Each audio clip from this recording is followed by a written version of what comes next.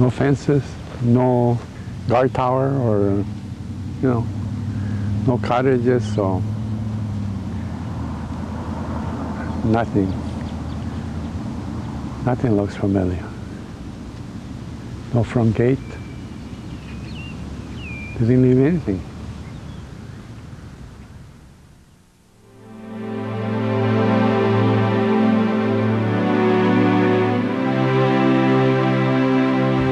It's not like we wanted to come here. We didn't want to come here. We were forced to come here. We were brought here by the government.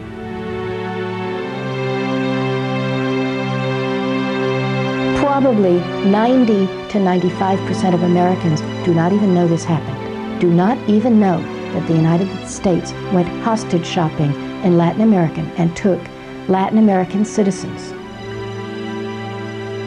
Art Shibayama was just 13 years old and living comfortably in Peru when he was forced out of the only home he had ever known. During World War II, the United States government, in collaboration with several Latin American countries, orchestrated the forced removal and internment of over 2,000 persons of Japanese ancestry, which included both citizens of 13 Latin American countries as well as Japanese immigrants. Like young Art Shibayama, the vast majority were Japanese-Peruvians. Half a century later, Art retraces their journey and uncovers their hidden history.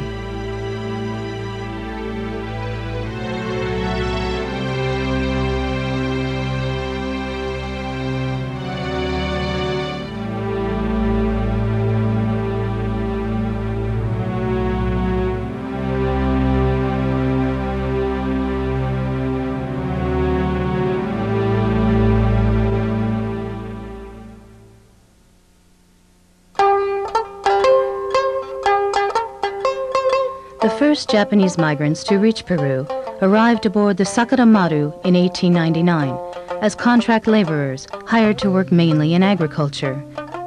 However, these early years were marked by a rapid move from the plantations to the cities. Hacia los años 20, 30, cuando la mayoría de inmigrantes que trabajó en las haciendas y luego de ahorrado un pequeño capital, logran ir hacia las principales ciudades de la costa peruana, se instalan como comerciantes o tenedores de pequeños negocios, ¿no? En el área de servicios, comercio, etc. My grandparents had a department store where they sold clothing and jewelry and things like this. Like Art's grandparents, more and more first-generation immigrants, or Issei, began to find success in a variety of commercial ventures. As these early pioneers quickly became settlers, they set about to establish roots and raise families in their new homeland. It was an idyllic living situation for any child at that time. I mean, two parents, a loving home, comfortable home, and a father who spent a lot of time with his kids. We used to visit all the plantation on a weekend, go one weekend we'll go here, another weekend we'll go over here. On a weekend my father will drive. He even took me to the horse race in Lima, and I was little, and he'll take me, he'll go on a weekend. Summer vacation, I used to go down to Callao where my grandparents lived and stay the whole summer there because I was near the beach. My grandparents used to go swimming before they opened the store, so they would go 6 o'clock in the morning and I'd tag along with them and then come home and they have to open the store and I'll stick around till around maybe lunchtime, and then I go back to the beach again to meet my friends. And I stay there until maybe 5, 6 o'clock and then come home.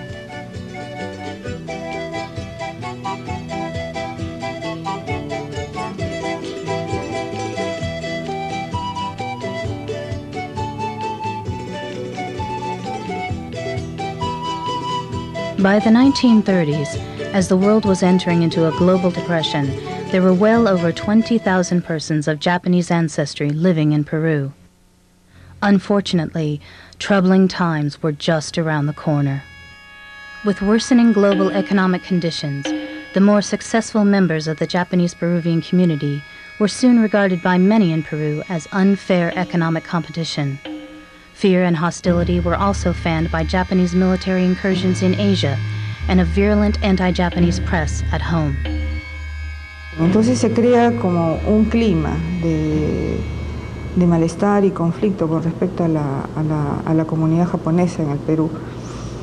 Y uno de sus puntos más altos se presenta en mayo de 1940, cuando esta campaña de desprestigio y esta campaña antijaponesa se expresa por un saqueo organizado.